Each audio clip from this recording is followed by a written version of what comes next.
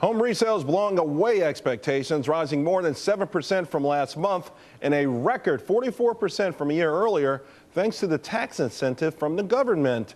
Los Angeles realtor Connie De Groot says the worst may just be behind us. Welcome, Connie. You know, that's a lot more optimistic than the last time you and I spoke. Why do you feel this way? Well, the numbers speak for themselves. I've been saying for about a year that I believe that tax incentives or incentives to get people to move forward in these uncertain times would bring a very good result. So I'm happy that that in fact has happened.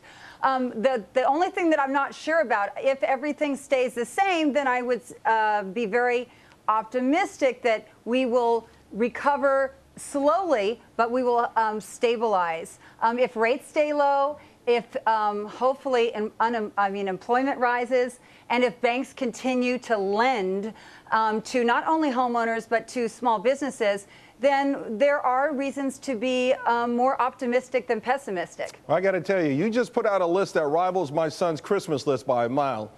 Okay, but let's talk about this punch bowl that the government's provided. Sure, they've extended it. I think it goes another 6 months. But what happens though when there's no more big-time incentives? You don't get $8,000 to buy a new house. You know what? I think that there should be some incentive unless things change with this economy in the next 6 months.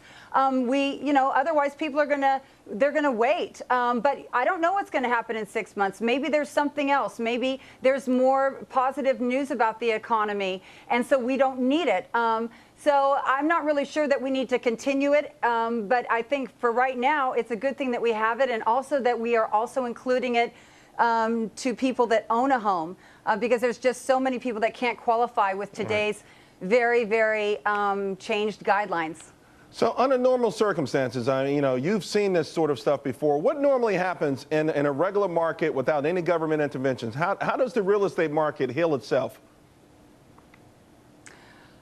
Well, it's supply and demand, and it's opportunity. Actually, before we had an incentive, we had basically free money. Anybody could get a loan, and it was very cheap to get these huge loans, and that's why people were motivated to buy. And boy, did they buy. They bought multiple homes. So we don't have that anymore, which is a very, very good thing. And so we're replacing it with something to probably counteract the fear that is out there. But I think at a certain period of time, home prices have really come down, and you can get good deals. There's terrific deals and multiple offers going on in the low end, because you can't build a home for what they're selling for today in many cases. Right. So as the opportunity and as inflation might pick up, you don't want to park your money in the bank. You might want to have it in hard assets. Right. And still, even with all of these things, we see mortgage applications not too hot, and people having to really be seduced into buying this. Last time we spoke also, you talked about these prime mortgages, and we're starting to see foreclosures climb up in that area too. Is that a red flag for you at all?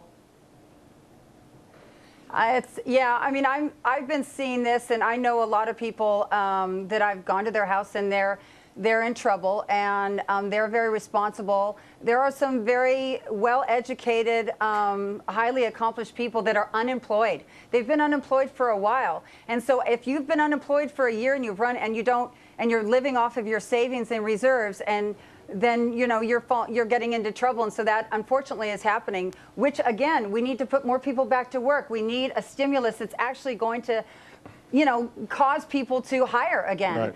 And so I hope that happens. So do I. So do I. Thanks so much, Connie. Really appreciate it. Merry Christmas. Okay. All righty. Well,